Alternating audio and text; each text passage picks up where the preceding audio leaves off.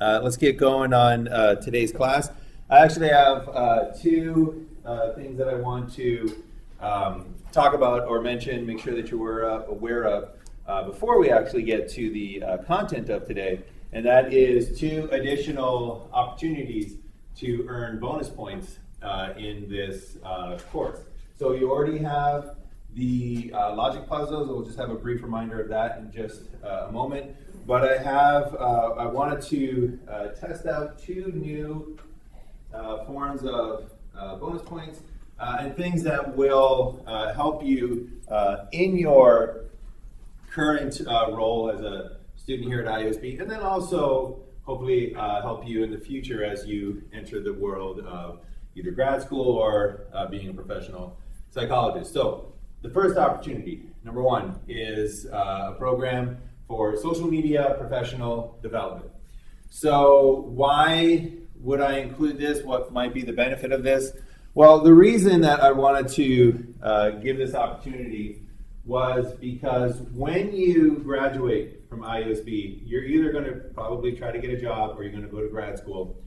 And the world out there is changing, and it's changing to include social media as a professional qualification.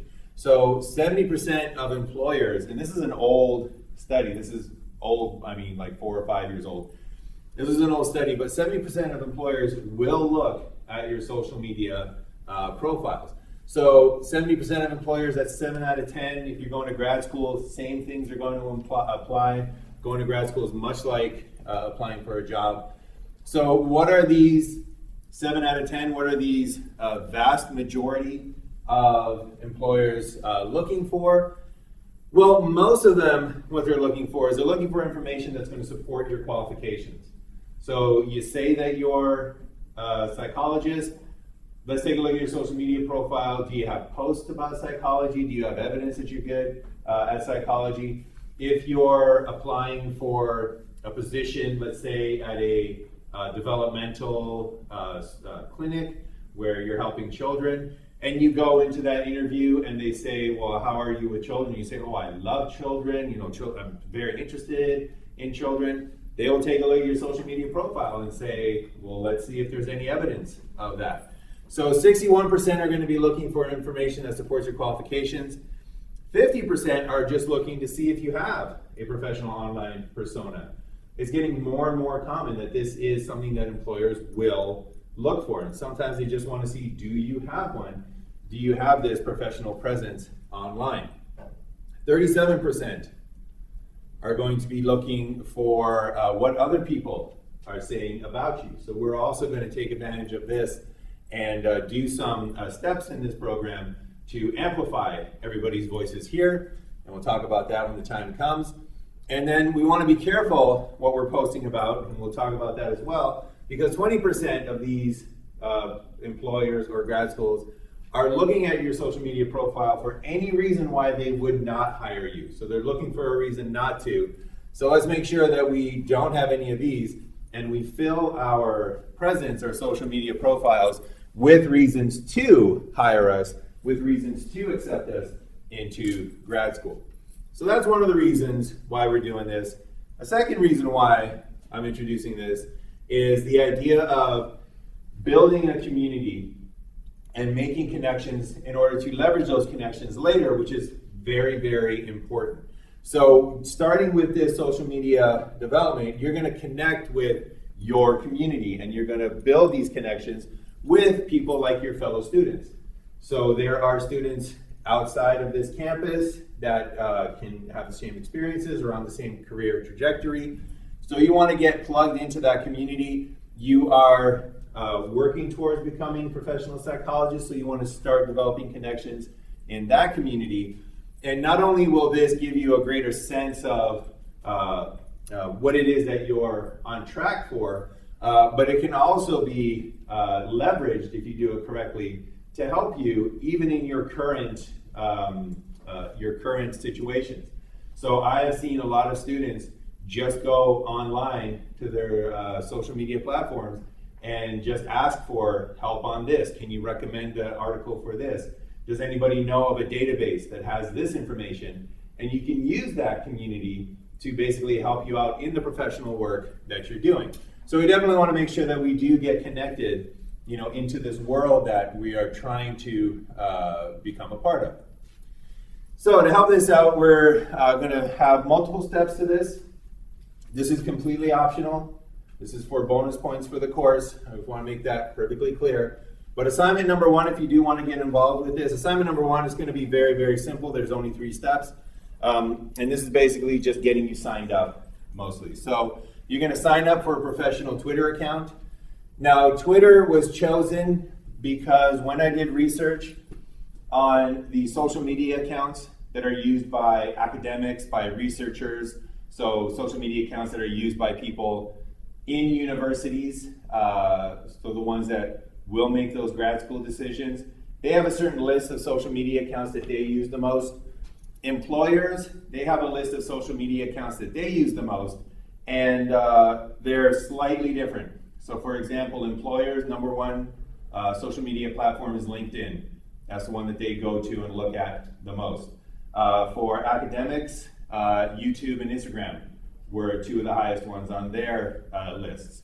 But the one that is high on both lists is Twitter. So it's not number 1 on either list, but it's top 5 on both. So this is a good one that's going to cover all the bases.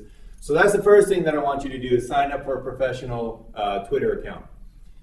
There are the links, depending upon your situation. If you've never had a Twitter account, you can just sign up for one. It's very easy to create. It's free.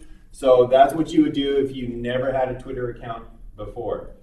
If you already have one, what you might want to do is click on the link for multiple accounts and add a professional account to your Twitter account. So I did this. I have 2 separate accounts. I have one professional, one personal. And you want to make sure that you do this because you want to make sure that your account has a theme. You don't want to mix your posts about your research, your posts about psychology, with posts about your vacation and that funny cat meme that you were obsessed with, months ago. You don't want to mix those. That's not appealing to your community that you're trying to get connected with. So definitely make sure if you already have one and you've used it and you've posted things that are not psychology related, get yourself a new one, and there's the link and instructions on how you can do that.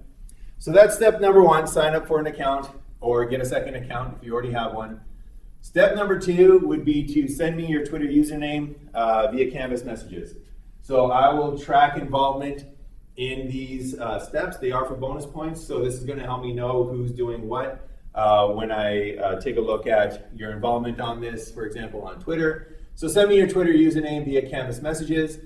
And then the last thing to do for step number 1 is follow me at Paladinsane on Twitter. So this will be your first step towards engaging in that community, getting connected. So at Paladinsane, and just find me, hit that follow, and that will be the end of step number 1. So all of these slides are available in Canvas. There's now a folder with social media professional development. You can find all of those slides as well as the slides with the links in there. And again, we're doing this for your future so that when you apply for jobs in grad school, those 70% of employers find what they're looking for on your professional social media profiles. And then also right now, great way to connect with fellow students, great way to connect with psychologists. And part of this program will be building those relationships and building those links so that later you can leverage those, to help you in whatever you might want to be achieving. All right, so the due date for this first step is Monday, September 30th. So by midnight, plenty of time to do that. So there is opportunity number 1. Any questions on that? All right, perfect. Okay, so that's number 1. Number 2, opportunity number 2 is something brand new that I'm trying, and my gut tells me that this is either going to be a fabulous idea or it's going to be a train wreck, and we're going to see which one it is. But that's part of experimental psychology. You don't know what it is until you go out and test it. So the second opportunity I'm calling Innovations and Suggestions is going to be a weekly survey. So why are we doing this? Well, one of the worst things that you can do if you're an educator, if you're designing a course, is just do the same thing every single year. So if you've ever been to a course where professors do that, and it's clear that they haven't updated their course, they haven't changed anything in the last 20 years, those courses are just not effective. So I know a lot of faculty here, myself included, we're always trying to innovate, we're always trying to improve, we're always trying to find out what works, what doesn't, what is beneficial, what isn't. And usually we would do this by waiting for the course evaluations at the end of the course. So I'm trying to implement a faster feedback loop here. So the first thing is to try to innovate and improve. The second thing I want to do is I do want to try to give you a little bit more agency in this whole experience and in your whole learning experience here. So I do want to kind of bring you into the creative process, empower you a little bit to have a say in the design of courses, in the implementation of these learning objectives. So that will also be a goal. And again, this is all also something about that has the effect of building community. So if you're involved in the process, you'll feel part of it more, and just kind of build this community of scholars here as we go along our path. So lofty goals, what is it that we're exactly going to do here? Well, what it is I've designed an anonymous weekly survey. So this is a Qualtrics survey. The links are sent out in the announcements. So if you saw the announcement from yesterday, you'll already see the first link that's available. And what I'm looking for in this is, I'm looking for, in this survey, your innovations and your suggestions. So this could literally be anything. Some of them might be feasible, some of them might be, unfeasible. You might say something like, well, maybe, we would enjoy more videos. Perhaps use more videos as a tool to communicate some of the concepts. That's a good suggestion. You might say something like, well, why don't you, maybe get some guest speakers. Maybe Hugh Jackman would be great to come in and give us a guest speaker. That's also a great suggestion. Not feasible, but it's a great suggestion. So I don't want you to censor yourself. I don't want you to, shoot for the stars if you want. I want some innovations. I want some suggestions. I want your input on what you think would make your learning experience, make this course better. What would improve it? So maybe some weeks you won't have any ideas. Maybe some weeks you'll have a ton of ideas. Whatever it is, the survey is open. What I'm going to do is I'm going to take those anonymous suggestions. So it is going to be completely anonymous. This is an anonymous, anonymous weekly survey. And I want to make sure that you know that, because I don't want people to censor themselves. So if there's a part of the course that isn't working out, if there's something that is ineffective, let me know. All right, I'm open to that constructive criticism. But what I'm going to do is I'm going to go through the suggestions every week, and I'm going to pick what I think are the top 5. And I'm really hoping I need to pick top 5 because I get more than that. But I will choose what I believe might be the top 5 weekly innovations and suggestions, and then I will post those to my Twitter account. And you will vote for what you think is the best innovation and the best suggestion. So you will literally see that post. You will click on and like the ones that you think are good and ignore the ones that you think are not so great. And what we'll do is we'll leverage the idea of competition, and there will be bonus points awarded towards your final grade for the writer of the top innovations and suggestions every single week. So if you are the person that made the suggestion that all of your peers thought, yes, that is the best one, that's the one to do, you will get bonus points for that particular suggestion. Now, hopefully, your critical thinking skills are firing right now, and you're saying to yourself, well, wait a second, this is an anonymous weekly survey. So how are you going to know who wrote what suggestion if it's anonymous? How are you going to give those bonus points for the writer of the top innovation? So if you were thinking that, that's awesome. It's exactly what you should have been thinking. So to do this, what I've done is I've uploaded this suggestions random number generator into Canvas. And you can go there, you can download this Excel sheet. And what it does is it generates a random number between 1 million and 10 million for you to use in the survey. So the very first question in the survey is, what is your randomly generated number? Question number 2 is, what is your innovation or suggestion for the week? So what I would like you to do is generate yourself a random number. Every single time you open this file, it'll be a new random number. If you just hold delete, it'll update the random number. And then record that somewhere in your personal records. Just open up a Word document, and record, this is my number for this week, this is my number for the second week. And then what we will do is, if your suggestion is the top suggestion, and you do want to take responsibility for making that top suggestion, you will email me your random number that you generated for that suggestion in Canvas. I will match it up to the suggestion, because I'll have a list of the random numbers, but I'll have no idea who wrote them. And I'll match it up to the suggestion, and that's the way that you will receive your bonus points. So it's only after the fact, after you come out on top, that you need to make the decision of, yes, I feel comfortable enough to take responsibility for this suggestion and say, yes, that's mine. And it's completely optional. If it was a criticism and that came up to the top suggestion, and you feel that, maybe you don't feel comfortable saying, yes, that's mine, that's completely optional for you as well. But hopefully, we will be able to reward some of you for the ideas. All right, so again, we're doing this to try to innovate and improve. The best way to have a great idea is to have tons of ideas. So hopefully you'll be generous with your suggestions, with your innovations. The links are going to change each week. So the links are going to be available in Canvas announcements. And you can make suggestions for any portion of the course.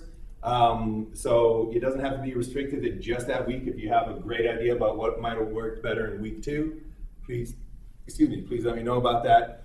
And the due date for the suggestions is going to be every week by Friday at midnight. So for this first week, you have until tomorrow at midnight to put in your suggestions. And that's just so I can get it out, get it onto Twitter, get that poll going, and we'll have enough time to respond to that. But that is the first step to get involved in this. Let me know if you have any great ideas or horrible ideas, whatever ideas you might have. Let me know, and hopefully we can work together to make this experience more effective. Any questions about that one? Okay. So I'm still working out some of the details about exactly how much this is going to be worth towards your final grade. But again, just wanted to make you aware of these opportunities now that you can take advantage of it. All right. So what we're going to be doing today is we're going to be taking a look at Chapter 4. These are some of the fundamental research issues. So now we're getting into the kind of nitty-gritty about how do we design an experiment. So the purpose of this, we're kind of moving towards gathering all the skills that we need in order to write that final research paper. So the library assignment and the readings about how to navigate and find information, that's to help you get started, get that background info. Fundamental research issues, this is the beginning of us learning how to write the method section. So we have to know about what an experiment is and how what the parts of it are before we can confidently write that method section. So before we get to that, just a real brief recap about the logic puzzle makeup opportunity. Your score out of 5 on the bonus logic puzzle is now available in Canvas. You can access that just to know exactly where you stand. And you can solve additional puzzles. Just a reminder, in order to do that, you need to be registered for the logic puzzle, Puzzle Baron's logic puzzles, link available in Canvas in the modules. You need to make sure that you're logged in. So please do make sure that you are logged into this rather than, you can complete ones as a guest, but they will not count. And if you do want to do it, you're not allowed to use hints. You're not allowed to use check for errors. And the puzzles have to be at least a 4x4. It can be on any level. And then once you're done, just take a screenshot of your congratulations page, and you can upload that to Canvas as long as it's any picture file that you have. So screenshot that I'm looking for is I'm looking for something that looks like this. 4x4, it can be easy, that completely counts. No penalties, and this is no hints or no check for answers. And again, if you want to know how many puzzles you need to solve in order to achieve a certain score out of 5, these are the graphs that indicate. So if you start at 0, you solve 1 puzzle, it gets you to 1.25. You solve 2 puzzles, it gets you to 2.2. 3 puzzles gets you to 2.9. So you can see it rewards you a lot at the beginning and then encourages multiple attempts by continuing the process, the asymptotic kind of, that's math stuff. All right, so that's if you got 0 out of 5. There's your graph if you got a 1 out of 5. There's your graph if you got a 2 out of 5. If you got a 3 out of 5, there's your graph right there. If you got 4, then you got 5 because you got 1 point for each correct row and then a bonus point for getting it all correct. So the deadline for submissions for exam number 1 is Monday, October 14th, and that is midnight right before exam number 2. So just a brief reminder about that opportunity as well. All right, so fundamental research issues. Today we are going to be looking, we're going to be wrapping up our look at relationships and reduction of uncertainty. What does that exactly mean? And then we're going to start at our understanding of experimental methods by a little counterintuitively looking at non-experimental methods, because it's a lot easier to appreciate what an experiment is and what an experiment can do if you take a look at first what is a non-experimental way of doing research and what are some of the limitations of those approaches. So we'll talk about the basic non-experimental method approach, and then we'll talk about challenges with non-experimental methods. We'll talk about limits. So the challenges are things that make non-experimental methods difficult. The limits are things that you cannot do even with non-experimental methods.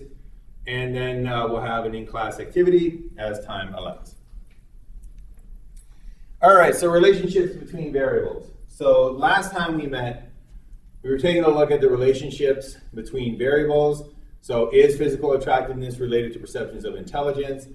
And we looked at how 2 variables can vary systematically with each other. And we saw the different types of relations. So the 4 basic categories were the no relation. So in this case, perceived attractiveness has nothing to do with perceived intelligence. So if this is the case and you look at somebody and you think that they're extremely attractive, you'll also look at them and have either see them as not that intelligent or as highly intelligent. One does not affect the other. This is the no relation between the 2 variables. We also had the positive linear relation, where as perceived attractiveness increased, so too did perceived intelligence. So people high in perceived attractiveness were also judged as being highly intelligent. People low in perceived attractiveness were judged as being lower in intelligence. And it's a positive linear relationship because as one increases, the other one increases. Both variables change in the same direction. The third category was the negative linear relationship, and this is where as one variable increases, the other one decreases. So if this is the relationship, then as perceived attractiveness increases, perceived intelligence goes down. As perceived attractiveness decreases, perceived intelligence goes up. They go in different directions. That's negative linear. And then the last one we saw was curvilinear, and the curvilinear relationship cannot be expressed by a straight line. So you'll see that this line of best fit doesn't really capture the relationship here. And in a curvilinear relationship, the low perceived attractiveness leads to low perceived intelligence. High perceived attractiveness leads to high perceived intelligence. And there's this sweet spot in the middle where middle of perceived attractiveness is actually perceived as having the highest intelligence. And this sort of a U-shaped or inverted U-shaped pattern actually occurs a lot in psychology. And we saw it in the perception of aesthetics, how much you like a piece of music, depending upon how complicated it is. All right, so that's the wrap up. So why do we do these relationships? Why are we interested in figuring out the relationships between 2 variables? Well, one of the big goals is to reduce uncertainty. So relationships between variables, they reduce uncertainty. So what does that mean? I mean, you'll hear that phrase over and over again. There was this much of a reduction in uncertainty. It accounted for this much uncertainty. What does that mean? Well, the uncertainty means the randomness of events, right? That's literally what uncertainty means. You don't know what's happening. You have no idea of knowing because the events are random. The reduction of uncertainty, therefore, is the reduction in the randomness of events. So visually what this means, and an easier way to understand this, is let's say that we did this experiment, right? Let's say that we had 100 photos, and each of those was one of these dots. So there's 100 dots here. These are the 100 photos that were judged in our experiment. And for each photo, let's say that we had subjects rate how attractive the person was and how intelligent they thought they were, and that's what these scores over here are. Now let's say that we collected all this data, and it was a slow Friday afternoon, and we got bored in the lab, and we started playing a game. And we started playing a guessing game. And I would take a random photo from our 100 photos of people who were rated perceived attractiveness and perceived intelligence, and I would take one of these photos and I would say, guess what the perceived intelligence of this person was. I'm not going to let you see who it is, but you guess what the perceived intelligence is. Well, if we were playing this horrible game, you would have a lot of uncertainty in terms of how intelligent was this person perceived, because this is the range of perceived intelligences, right? This is the lowest right there, there's the highest right there. So it could be any of these in between here, and that's how much uncertainty you're dealing with right now. You're dealing with this much uncertainty. Once you have a relationship, though, you can use information about one variable to reduce your uncertainty about another variable. So if I just told you, guess how intelligent this person was perceived, you would say, I don't know, it could be all the way down here, could be all the way up here, could be any one of these people. There's a lot of uncertainty. If I then told you, all right, I'm going to give you a hint. They were low in perceived attractiveness. If that's the case, then you are no longer dealing with this much uncertainty. You are now dealing with that much uncertainty. So knowing their score on one variable reduced their uncertainty, or your uncertainty about their score on a second variable. And if I took another person and I said, oh, this person is middle attractive, once again, you don't have to guess the entire range. You're not dealing with the entire range of uncertainty. Now for the middle attractive person, you know that they're going to be somewhere in that smaller range. So the uncertainty has been reduced. And the same thing, if we finish this game with somebody that was perceived as highly attractive, once again, knowing that one piece of information has reduced the uncertainty in that other variable. You now know, you now have a smaller window of possible perceived intelligences because you know that they had high perceived attractiveness. So that's what reduction of uncertainty means, and that's one of the goals of these relationships between variables. All right, so any questions on that before we move to non-experimental techniques? Okay. So, non-experimental methods. So non-experimental methods are known by various names. So here at IUSB, we call it non-experimental. So you'll see in the courses required for your major, there's non-experimental methods. But it's also known as naturalistic observation. It's also known as the correlational method. So again, outside of here, if when you go to another university, if you're doing grad school, or when you get employed at a clinic, and they're calling it naturalistic or correlational, know that that's the same thing that we're talking about today. They're just different ways to label it. So as is kind of implied, especially by the naturalistic observation, non-experimental methods typically involve just observing the world in its natural setting. So you're just looking at what is occurring. You're observing what is going out there. And importantly, you observe without manipulating any conditions. So non-experimental methods take away the manipulation of the experimenter. Naturalistic observation looks at what is naturally occurring without you adding anything or changing anything. That's the essence of these non-experimental methods. You observe without manipulating any conditions. And the sort of classic example of research that used these non-experimental methods would be Jane Goodall's work with the gorillas when she did the observations of their social patterns. So when she, at the very least, began her research, she did nothing but just sit there and watch. She didn't try to change their environment.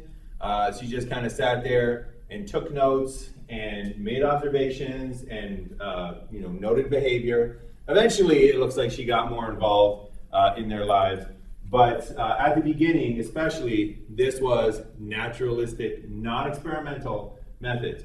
So at no point did she say, oh, I'm going to take a bunch of bananas and I'm going to put it into their environment and I'm going to sit back and see what happens. At no point did she say, I'm going to start growling like a tiger or a lion and see what changes in their behavior occur. No, she just said, I'm going to sit back, I'm going to watch, I'm going to observe, and that's the non-experimental method at its core. So when you talk about it like that, it really seems like one of the easiest things that you could possibly be asked to do. So, non-experimental methods, you go out there and you just observe. But it's notoriously difficult. It's deceptively difficult. And because of this, scientists have actually had to develop techniques to minimize errors made during naturalistic observation. So because this, let me see, I'm going to try it one more time.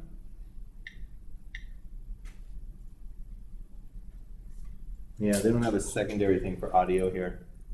All right, so we're not going to get audio on this, but we are going to go through a little demonstration of the challenges in naturalistic observation. So let's see that what's going to occur when the only thing that you're asked is to look for anything interesting. So as psychologists, oftentimes we're interested in unusual stuff. We're interested in peculiar behavior. So what we're going to do is we're going to watch this video. You're not going to get any audio to it, or you're going to get very low audio to it. But we're going to watch this video, and let's see, as a class, how we do to identify anything in this video that looks weird, looks unusual. Let's see if we can, how many can we catch?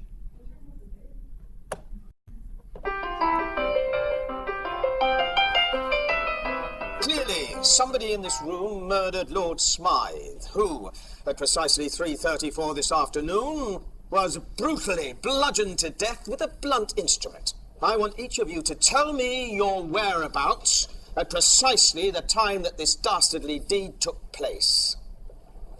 I was polishing the brass in the master bedroom. I was buttering his lordship's scones below stairs, sir. Why, I was planting my petunias in the potting shed. Constable, arrest Lady Smythe. But how did you know? Madam, as any horticulturist will tell you, one does not plant petunias until May is out. Take her away. That's right, madam. It's just a matter of observation. The real question is, how observant were you? All right. How observant were you? So, did anybody notice anything weird? Yep. The bear turned into a knight. The bear turned into a knight. All right, that's pretty weird. Bears usually don't do that. Yep. Both paintings changed. Both paintings changed. So this painting and this painting. So that's three. Whoops. That's three things. Oh, do not tell me. It does not like. Oh, okay. Well, we'll bring it. Well, let's see. Whereabouts was I?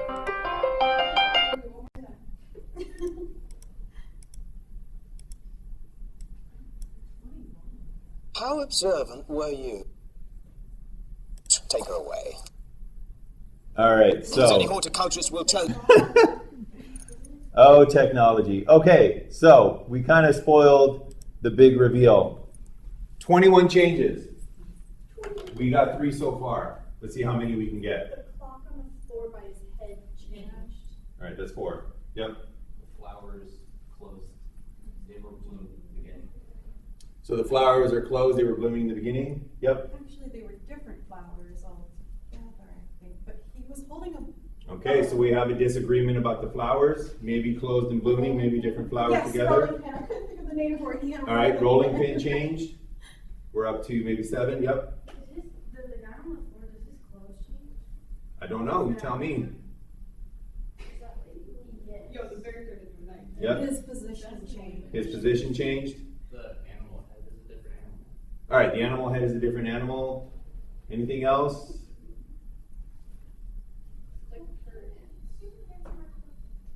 What was that? The curtains. Do you remember what they? Okay, so it's unfortunate that the reveal kind of occurred because we got up to 10, sort of. All right, so we had a few. We had 4 or 5 where people were like, "That suit of armor used to be a bear," and that he was holding a rolling pin. Right now, he's holding a candlestick, and those 2 paintings are not the same as they were before. So we had a couple of observations. I think we got up to 5. After that, it was sort of like, well, maybe it's this, maybe it's that. And in a real naturalistic observation setting, in a real non-experimental method setting, maybe it's this or maybe it's that just wouldn't work, right? We couldn't say things like, oh, we were observing, the depressive behavior of our group therapy session, and maybe they, did more of these behaviors. No, we need to know whether they did or whether they did not.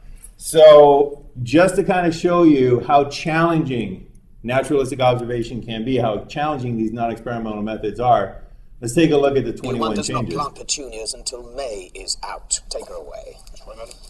It's just a matter of observation. The real question is, how observant were you? So did anybody notice that the video froze? Okay, here we go. Come on. Clearly, somebody in this room murdered Lord Smythe, who, at precisely 3:34 this afternoon, was brutally bludgeoned to death with a blunt instrument. I want each of you to tell me your So did his clothes whereabouts change? at Yes, they precisely did. the time The that this entire dastardly murdered deed took person place. I was polishing the brass in the master bedroom. I was buttering Yeah. his lordship's scones. Was the clock in a below different stairs, position? Yes, and it was But also a I different was clock. planting my petunias in the potting shed. Constable, arrest Lady Smythe. All right, so it is a little unfortunate that we saw how many changes there were, because when I was asking, did this change or did that change, literally you could almost point at anything. So you could have been like, did the table change? Yes, it did. Did the weapons change? Yes, they did. Did the floor change? Yes, it did. But notice that we only got like 5 confirmed changes that people said, oh yes, I noticed that this was different than this. So this isn't an indictment of your visual abilities or your ability to attend to a scene. This is an indictment of humans' visual abilities. We are not great noticers, and we can't notice everything at the same time. Basically what that's saying is that we cannot just go out and accurately do non-experimental methods. We can't just go out and say, I'm going to observe stuff and I'm going to do it well, because we're not made to do it well. That's not the way our visual system works. So because of that, because of those challenges, because we only got 5 out of the 21 with, what do we got in here today? 10 different observers. We only got 5 out of 21. If you want to use non-experimental methods in this naturalistic observation, you have to use special techniques. Because like I said, there's just too much to observe. It's too complicated. Our minds just literally cannot handle it. So some of the techniques we'll go over here. The first one is called delimiting. And delimiting takes care of the fact that there's just too much to look at, too much to observe. And what delimiting is, it's where before you make your observations, you do a choice of what behaviors you're going to observe. And this takes care of the fact that you cannot observe everything at the same time. So I purposefully, for that demonstration, said look for anything that's weird. Look for anything that's peculiar. I did not do delimiting at all, and what we found was that we missed tons of weird things. We missed tons of changes. If, on the other hand, I had delimited, and I said something like, pay attention to the inspector's coat.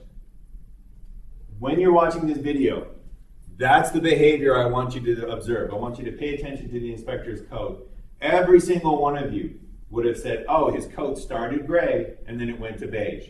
If I had said, don't pay attention to the coat, pay attention to what the suspects are holding, every single one of you would have said, oh, her potted plant changed from this to this.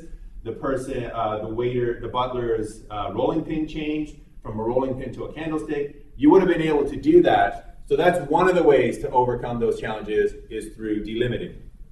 So if you were doing naturalistic observation of bullying behavior, right? And you go to a schoolyard and you want to observe bullying behavior. If you phrase it that way, or if that's your plan, we're just going to observe bullying behavior, you're going to miss tons of stuff, and you're not going to do very accurate observations. If, on the other hand, you say things like, we're going to look for yelling, and we're going to look for kicking. Those are the two things. We're delimiting the behaviors. We're looking at those two things. Then you're going to be much more accurate at noticing the kicking, noticing the yelling, and your observations will be higher quality and more accurate. Same thing in the clinical setting when we were talking about depression. If you're looking for the effectiveness of a treatment, for example, or how much signs of depression in a group clinical setting, you can't just say, well, let's look for depression stuff.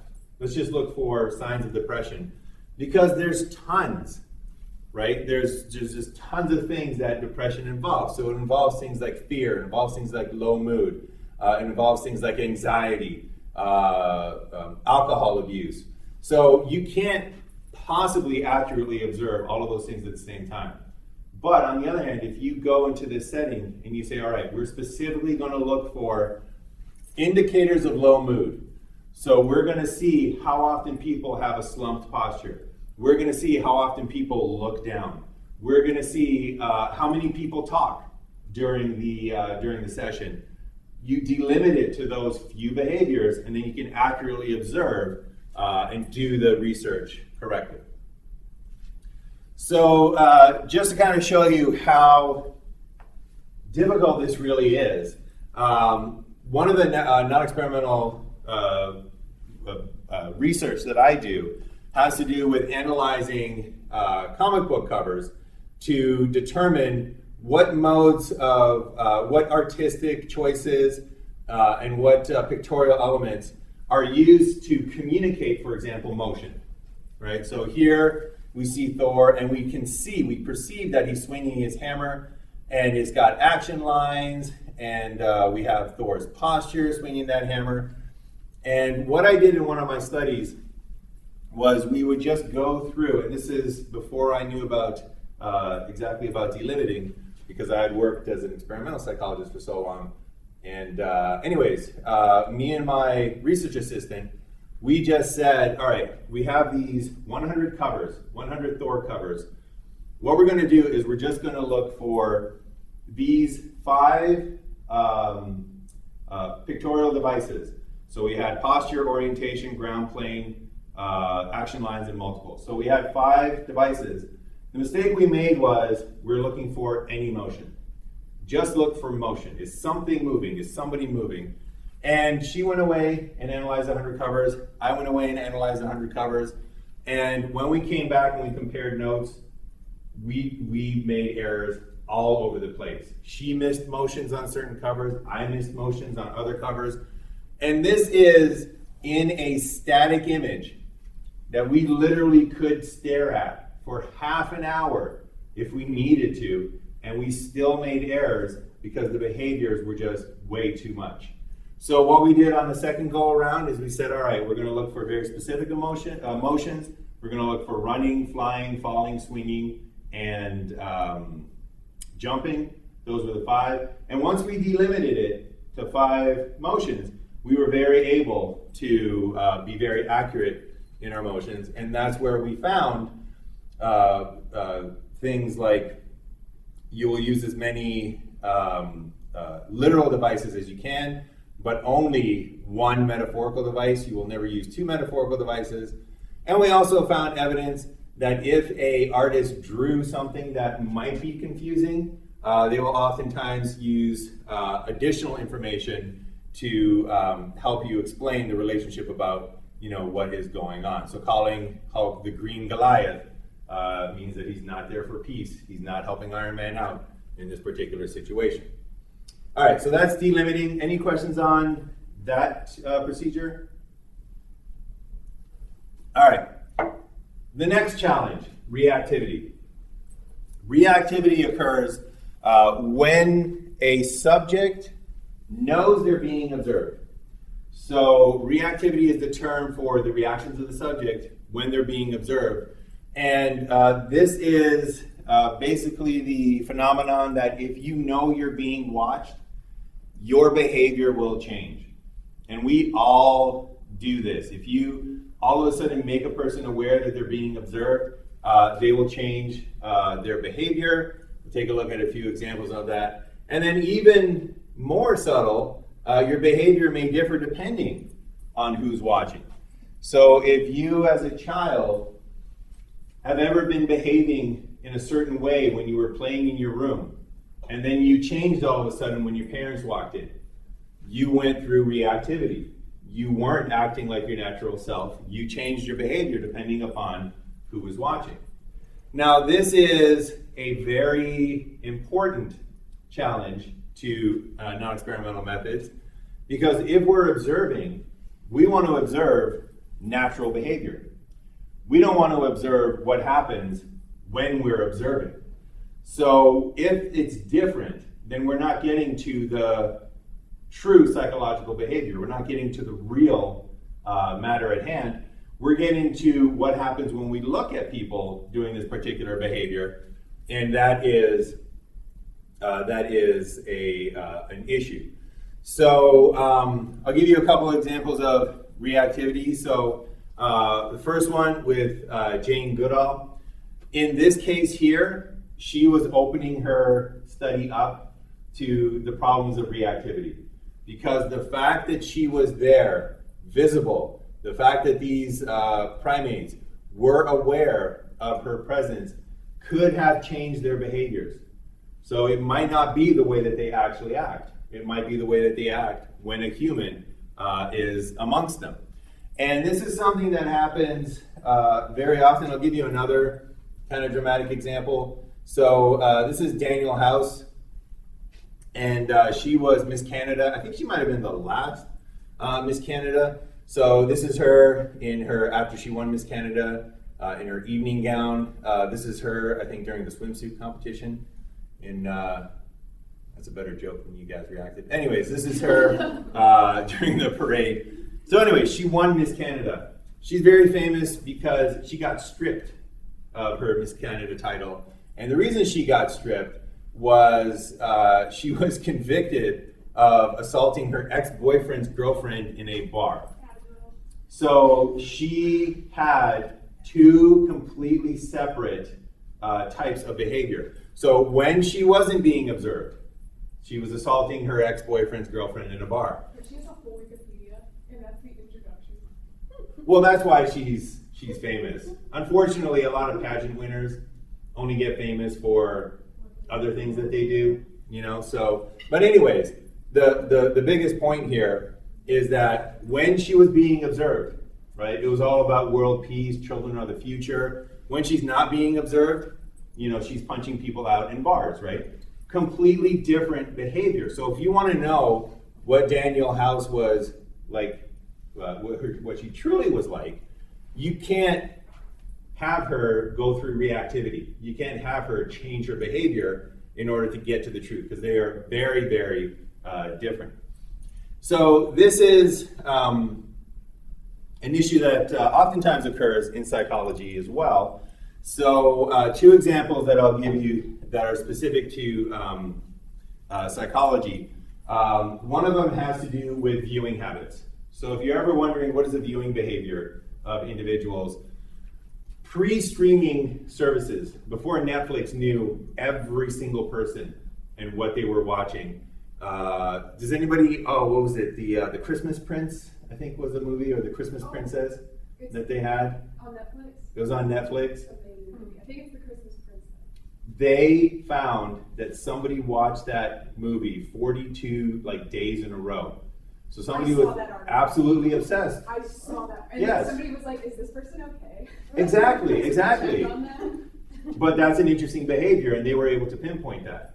Before these streaming services, when people were watching predominantly cable TV, they had Nielsen boxes.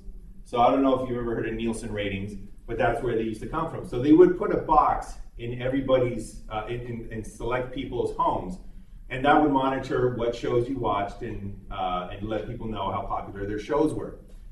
When anybody got a box installed in their house, for the first 2 months, their data was ignored. Nielsen just threw it out into the garbage. And the reason was because they were going through reactivity.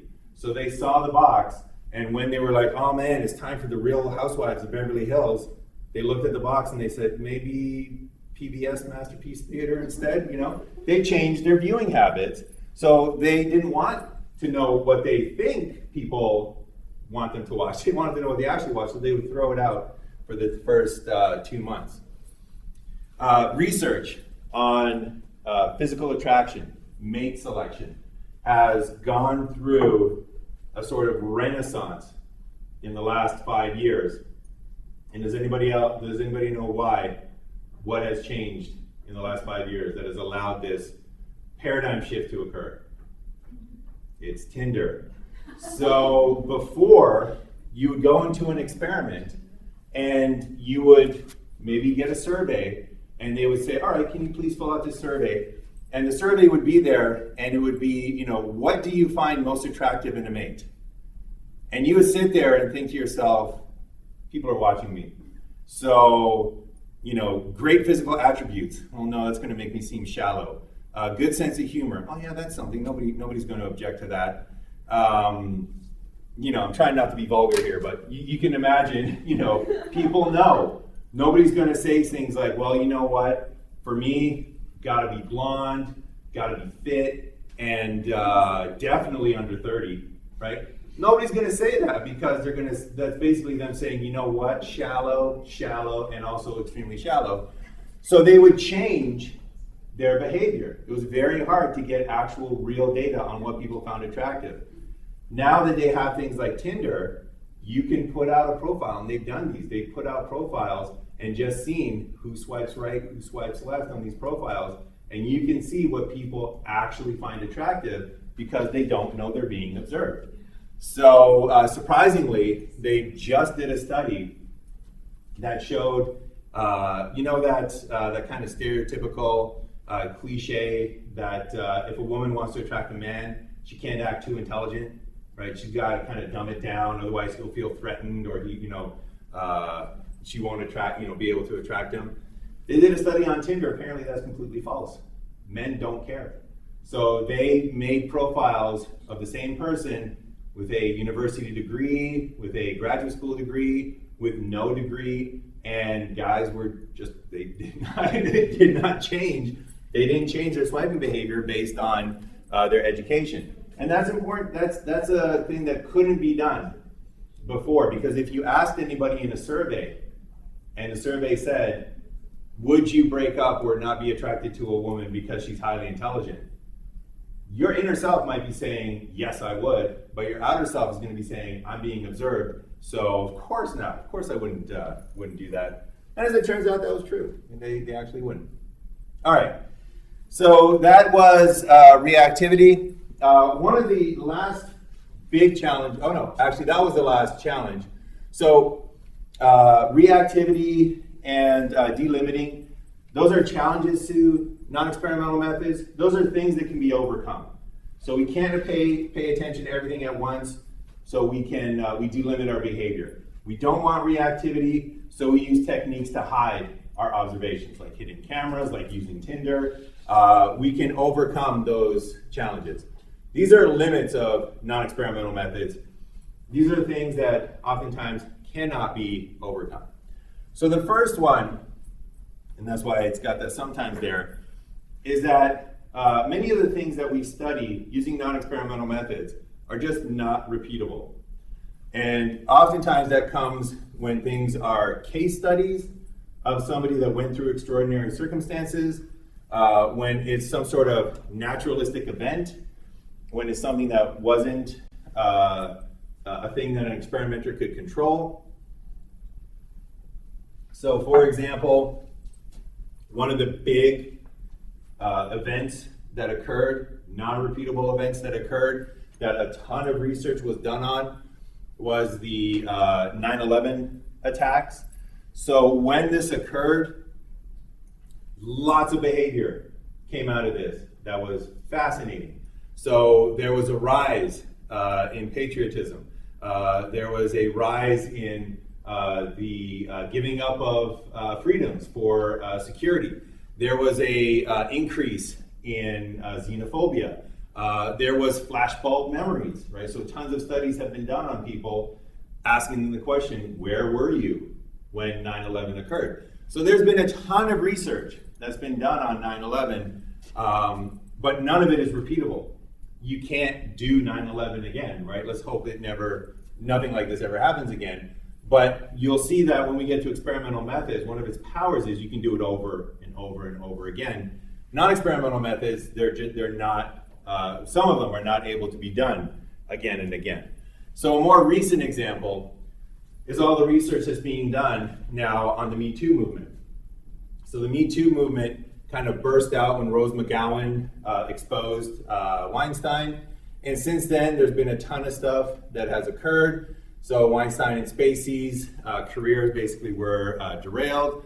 And then there's other things that occurred as well. So we talked about Aziz when we were talking about observational methods. And there's been a ton of research about what happened during the Me Too movement. A lot of social psychology research, a lot of gender psychology research, but it's only going to happen once, right? You cannot do Me Too again. You can't say, you know what, it was very interesting, some of the things that happened, but we want to test to make sure that, it'll happen again. So let's undo Me Too, and then we'll just do Me Too again, right? You can't do that. You can't unring the bell. That's a limitation for non-experimental methods sometimes. Another famous study, let's bring it to psychology. Does anybody know who this guy is? This is Phineas Gage. So Phineas Gage, so if you know who he is, you know what happened to him.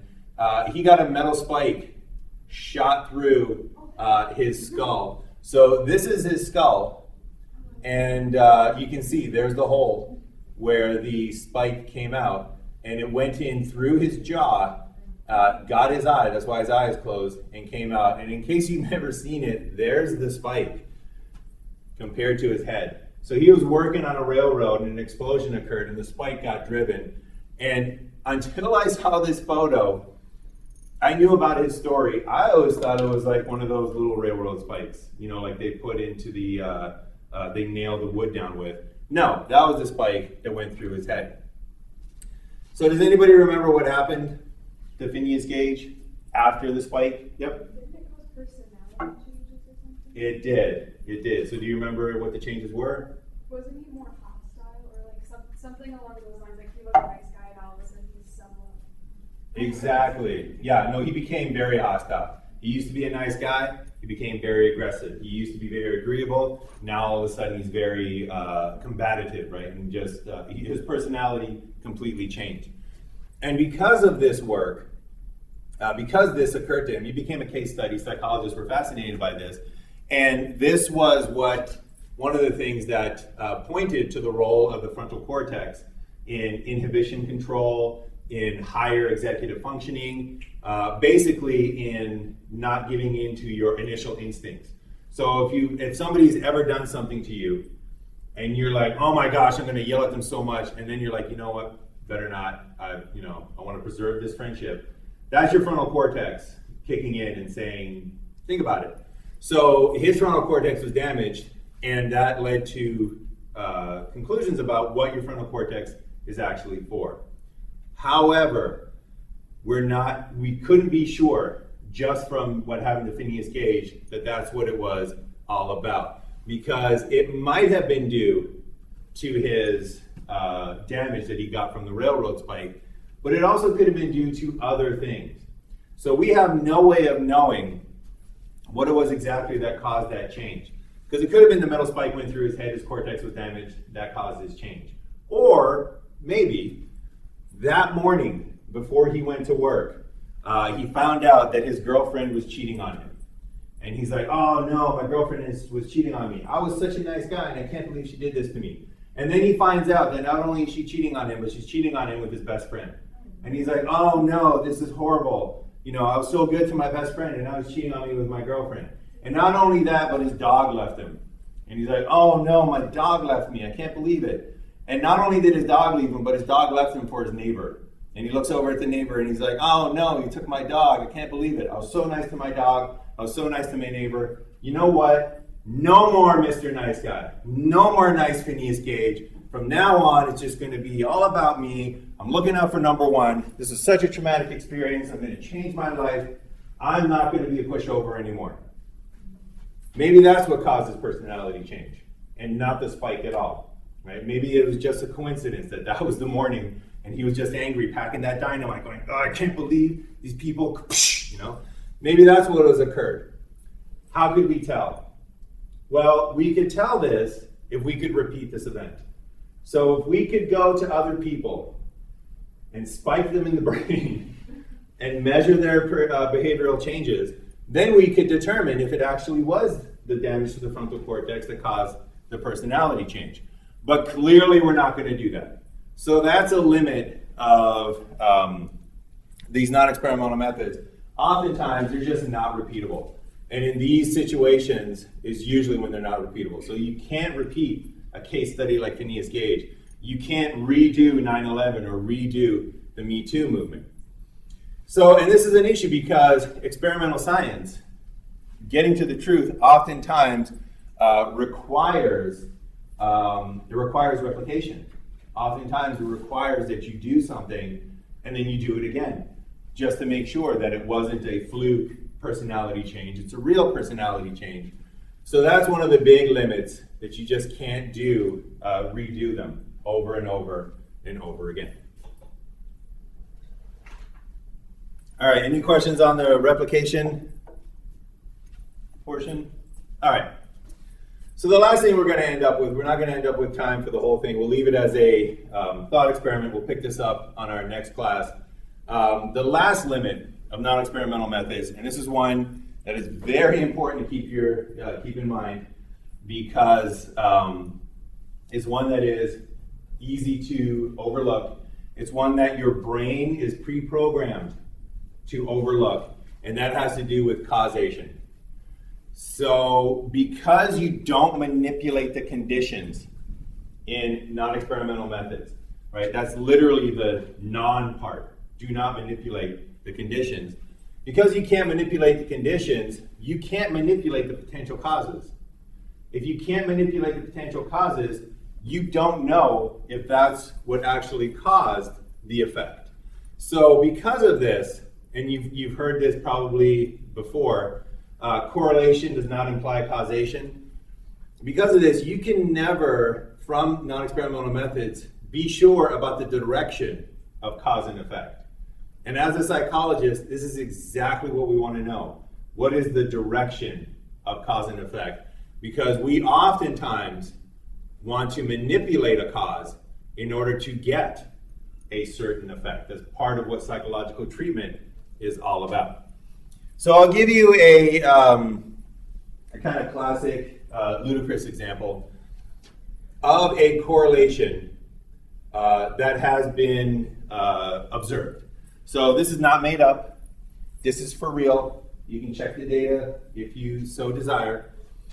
But it has been found that ice cream consumption is positively correlated to shark attacks. So what I mean by this is that when ice cream consumption is high, shark attacks increase. When ice cream consumption is low, there are fewer shark attacks. So as ice cream consumption goes up, so too do the number of people attacked by sharks. As ice cream consumption goes down, so too do the number of people attacked by sharks. So what does this mean? Because those two variables have a relationship. You can show that, you can find it. Does this mean that eating ice cream makes you delicious and irresistible to sharks? So that if you eat a lot of ice cream, the sharks are going to be like, ooh, somebody's been eating ice cream. And that's why the shark attacks go up. That's possible, all right? It's a possible reason why these two variables go together. It's also possible that shark attacks cause ice cream consumption. So maybe when somebody hears the news reports about a shark attack, they read the report in the newspaper and they're like, oh my gosh, I can't believe they got attacked by a shark. That makes me feel so sad. They get the Ben & Jerry's and then they just, self-medicate with ice cream. Maybe that's what's going on here as well. It's possible. The last possibility is that there's any number of third variables that could be causing both of these effects. So does anybody know what third variable is the most plausible one for this? This is also known as the third variable problem. But does anybody have an idea what's the third variable that's causing both? Yep. Summertime. It's the summertime. Exactly, yeah. So a number of you had that idea. So when it's summertime, it's hot, more people eat ice cream. When it's summertime, it's hot, more people go to the beach. That's where the sharks are, they're at the beach. So when it's cold, less ice cream. When it's cold, less beach time, less shark attacks. So the two of them go together. They vary together, right? They have a positive relationship, but they have no causal connection whatsoever. And that's the danger when you see two variables that have a relationship. Your mind immediately goes to causation, and it's very important to train that out of us. So what we're going to do to show that, and I'm going to leave this as, we'll take this up next time. So this is something for you to think about. So once again, what we're going to do is I'm going to give you three relations that have been shown, right? These are relations, they're not made up. It has been shown that these relations are true. And what I want you to do is try to make and think about the following causal explanations. Try to come up with a way that A actually causes B.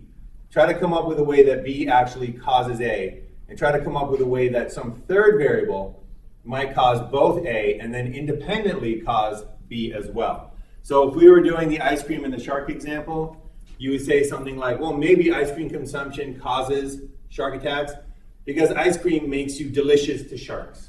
So the more you eat, the more you're going to be attracted to sharks and they'll eat more of you. Maybe shark attacks cause ice cream consumption. Maybe shark attacks are traumatic and people comfort themselves with ice cream consumption. Maybe it's just the summertime. Summertime causes ice cream, summertime causes shark. So try to do that for all three of these examples. And this is important because if you want to do something about this situation, you need to know which one of these is the actual cause, which one of these is the actual relation. So if it's that, if the beach called you up and said, you know what, we have a problem, we got shark attacks going on, and I heard that you're a non-experimental researcher, can you help us reduce these shark attacks? If it's the fact that ice cream consumption causes shark attacks, you could go in there and say, yeah, no more ice cream allowed at the beach.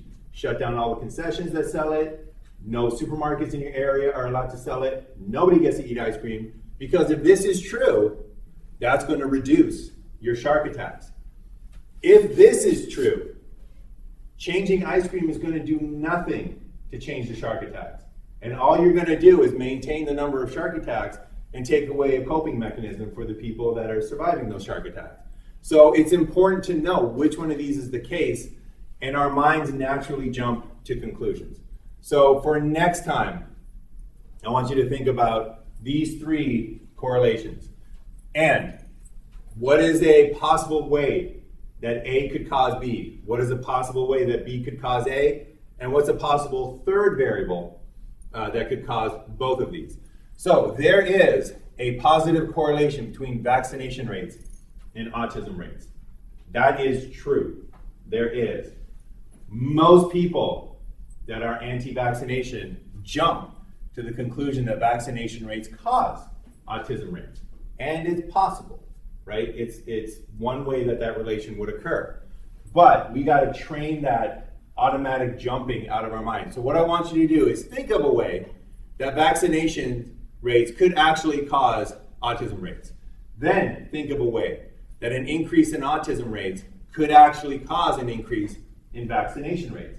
And then think of a third variable that could cause both an increase in vaccination and at the same time an increase in autism rates. So that's a challenge for the first one. Second one here, there is a positive correlation between a student's academic grades and health. So find a plausible explanation where academic grades cause health. Better grades cause better health. Find the opposite possible connection. How can health cause grades? So better health, better grades, poor health, poor grades. And then try to think of a third variable, and it could come from anywhere, that will both cause health and cause grades to go in the same direction.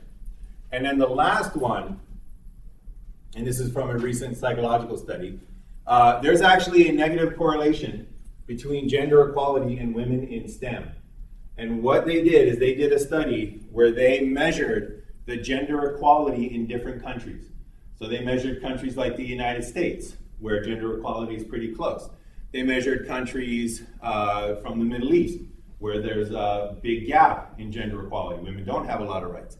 They measured gender equality in countries across the world, and then they measured how many women are choosing STEM careers, science, technology, engineering, or mathematics, in those different countries. And they found that the more equality a country had, the fewer women were in STEM.